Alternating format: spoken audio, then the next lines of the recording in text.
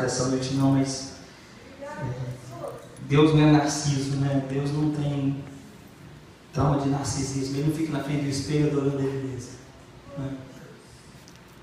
E é interessante que Isaías, no capítulo 6, diz que Deus criou ali, né, aquela turma que com duas asas tapavam os olhos, duas asas eles tampavam o corpo e duas asas eles voavam.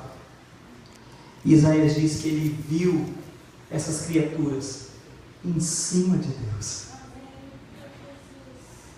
E é interessante porque a adoração para Deus, né, ela vem de baixo.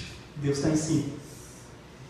E a gente sabe que à direita estão os Espíritos de Deus, os 24 anciões estão à direita, à esquerda.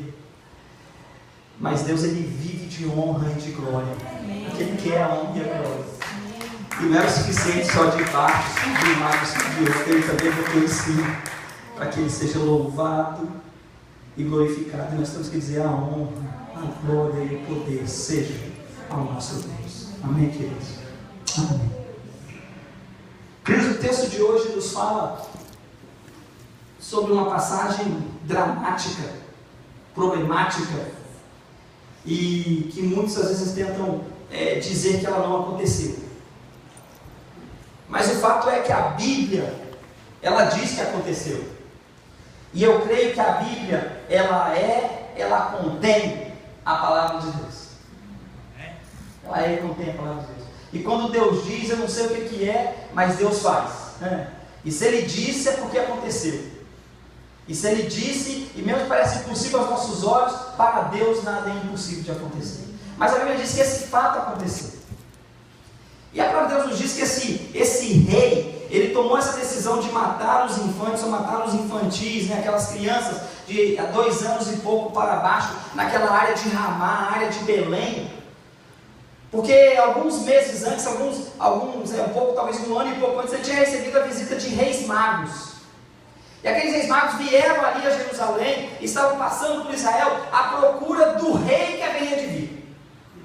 E queridos, esse ano nós podemos ver a comoção que foi criada no mundo por causa desse pequeno príncipe que nasceu no trono da Inglaterra, não é assim? E todos ficaram assim maravilhados, todos queriam ver a foto com a mãe, com o pai, a carruagem, aquela suntuosidade toda, todos queriam ver. E aqui nós não estamos falando de um príncipe que não nasceu, não, queridos, nós estamos falando do rei dos reis que está nascendo. E quando Herodes, que na verdade, né, esse Herodes que aparece aqui, era conhecido como Herodes o Grande, ele era idumeu, ele era ali, né, por causa de Marco Antônio, que era, né, o imperador ali romano, nessa época aí de algumas dezenas de anos antes de Jesus Cristo vir, ele tinha aquela intimidade, e ele então agora ele era um cara poderoso, e ele tinha medo de perder o seu trono, e ele governava com um pulso forte. E a Bíblia fala para a gente de muitos outros Herodes, mas esse Herodes é esse. E ele não queria perder o seu posto, o seu trono, a sua posição. E por causa disso, para ele, depois que os magos não voltaram, depois que os magos não chegaram até ele e falaram onde é que Jesus estava, para ele foi simples. Ele simplesmente mandou matar todas as crianças daquela idade que pudesse ter o nascimento de Jesus. Porque assim ele não corria o risco, ele matava também Jesus. E com isso, matando Jesus, ele segurava o seu trono, o seu poder, a sua glória, aquilo que ele queria, que era a glória das pessoas. Então esse rei, ele toma essa decisão. O que acontece antes disso, querido, é que José tinha sido recebido, né, tinha sido agraciado com a visita de um anjo. E o anjo disse, olha, depois que o filho nasceu, sai daqui e vai com ele para a terra do Egito.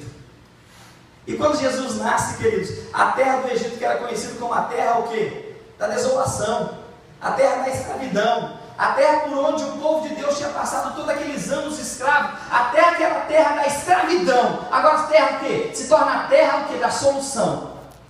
A terra para onde Jesus vai com seus pais, para fugir da ira desse rei, que queria matar Jesus, que queria deixar como estava a situação, que queria continuar sendo aquele rei que era poderoso, aquele que fazia tudo, aquele que tinha o poder sobre tudo e sobre todos. Ele então decide matar todas essas crianças que estavam ali. E é interessante, irmãos, porque essas crianças, literalmente, elas foram as primeiras vítimas da guerra espiritual entre o bem e o mal, entre o reino de Deus e o reino das trevas. Nunca pensaram nisso? Elas são as primeiras vítimas da guerra com o reino, onde o Senhor nosso Deus, Ele se transforma em homem, de maneira miraculosa. Ele vem à terra, se transforma em um de nós, para se comunicar conosco no nosso nível. Billy Graham, em uma de suas ilustrações, quando perguntaram para ele, como é que você explica essa história de Deus e o homem? Ele disse, olha, é o seguinte, o Deus e o homem, eu fico pensando na seguinte expressão, eu olho as formigas perto da minha casa, e aquelas formigas ficam andando ali para lá e para cá, e às vezes eu vejo que existe um perigo na frente daquelas formigas, né? Muitos matam formigas, acho que o Billy Graham não gosta de matar muita formiga não. Lá em casa acharam um sinkhole lá na nossa propriedade, né? Assim, Paulo, e tem formiga para tudo quanto é lugar. Eu não posso ver formiga, eu fico louco. Eu estou igual um tamanduá comendo formiga. Mas Billy Graham, ele disse, olha, eu vejo, se você ver a formiga lá de casa, fala, cuidado com o pastor Carlos, que ele está comendo formiga, né? De tanta formiga que tem, né? Mas Billy Graham diz o seguinte, que Deus, ok, Ele se fez como formiga, em outras palavras, quando você vê a formiga indo para um lugar que seria um perigo, e ele não tem como comunicar que ele vai ali e tenta formar, mas a formiga volta para o mesmo caminho. Ele diz que ele queria se tornar formiga para poder ir lá e falar para as formigas do perigo que elas passavam. Isso Deus fez. Deus se tornou formiga, porque nós não somos mais do que formiga, menores até do que formigas, para se comunicar conosco. Ele saiu do trono da glória, do seu reino, do seu poderio, de onde todos estão cantando glória, aleluia, glória e honra, louvado seja o teu nome. Ele sai de lá, é por causa de mim, por causa de você. Ele se transforma em homem para salvar, para te tirar da situação que eu e você estávamos. Então esse episódio, na verdade, é o primeiro episódio dessa guerra cruel. E eu digo para vocês o seguinte, a própria Maria, mãe de Jesus, que não viu o filho dela ser desolado, ser morto ali, ela mais tarde vai ver na cruz do Calvário. Porque Satanás não parou. E Jesus veio para uma missão. E a missão dele era morrer por mim e por você na cruz do Calvário. Então Maria também sente essa dor. Ela sente mais tarde, mas ela sente essa dor. Ela sente a dor do filho sendo tirado dela, sendo tirado da condição que ele está. Esse Herodes foi conhecido como o rei dos judeus. E é interessante, irmãos, quando nós lemos o texto continua, que José depois estava no Egito, ele ia voltar ali para aquela terra de Jerusalém, ele ia voltar para o mesmo lugar, mas o pai, Herodes, tinha morto, agora o filho dele, né, tinha nascido, e o seu filho, Arquebã, que diz aí o texto, o capítulo, já o versículo 19, diz, quando Herodes morreu, é isso, um anjo apareceu a José lá no Egito e disse, não vai para lá, não vai para lá. Porque o filho agora que está governando, esse filho na verdade é tão ruim quanto o pai. Então ele vai para um outro lugar, para a Galileia. E lá na Galileia, onde os judeus, não é isso? Lá na cidade de Nazaré, onde os judeus não eram muito comuns, porque aquele lugar ali é onde os judeus não gostavam muito, tinha muito gentil naquela terra, ainda tem até hoje. É uma cidade, na verdade, mais muçulmana do que judaica, né? Quando estivemos lá, podemos ver isso. Ali Jesus Cristo vai crescer para ser conhecido como Jesus de Nazaré, o Nazareno. E ali ele já começa o seu ministério no meio dos gentios, porque ele veio para o que era seus, mas os seus não o receberam. Mas a todos quantos receberam Deus, poderes serem feitos filhos de Deus, a saber os que creem no seu nome. Mas aí agora começa essa guerra, e Herodes então ele resolve matar aquelas crianças. E nesse processo de matar aquelas crianças, ele pensa que ele está impedindo o processo de Deus. Ele pensa que ele está simplesmente deixando ou tendo um plano onde Deus não vai mais trabalhar da maneira que ele ia trabalhar. Ele vai continuar sendo como ele era, mas o Senhor continua a levantar os seus meios e as suas maneiras. E o Senhor é mais poderoso do que tudo. Porque quando eu lembro de José, eu fico tremendo, sabe por quê? Porque José, o anjo apareceu para ele pelo menos 3 vezes. E quando eu li esse texto essa semana, pastor Fábio, eu fiquei tremendo ao ver que diz o seguinte: um anjo apareceu em sonho a José no Egito. E essa história a gente já conhece, porque o anjo aparecia a José no Egito todo o tempo em sonho, não era assim? E lá no Egito Deus resolve falar de novo com José por sonho, e diz para ele não ir. Mas para que não haja nenhuma outra confusão, Deus mostra a José o caminho que ele deve ter com a família dele, para onde ele deve ir. Eu quero dizer para você uma coisa nessa noite, querido. Do mesmo jeito que Herodes atacou o povo para tirar, para tentar impedir os planos de Deus, Satanás também está tentando atacar a sua vida, para tentar impedir os planos de Deus sobre a sua vida. Mas em nome de Jesus, nessa noite eu quero dizer para você, a prova que você está passando, a luta que você está passando, vai passar, e o nome de Jesus será glorificado na tua vida. Porque Herodes não pode impedir os planos de Deus para a tua vida. E é difícil eu falar sobre isso, porque eu não sei se na realidade existe, né, Robson? Eu estou aqui usando assim por usar, mas parece que nos nossos dias de hoje, Elias, existe ainda um espírito de Herodes, olha o que o pastor está falando, né? São pessoas que parecem ainda que querem destruir com as crianças do mundo de hoje. São crianças que parecem que não aprenderam com a história e continuam trabalhando para que as crianças não cheguem a ter o futuro que elas precisam. Olha o nosso Brasil, por exemplo.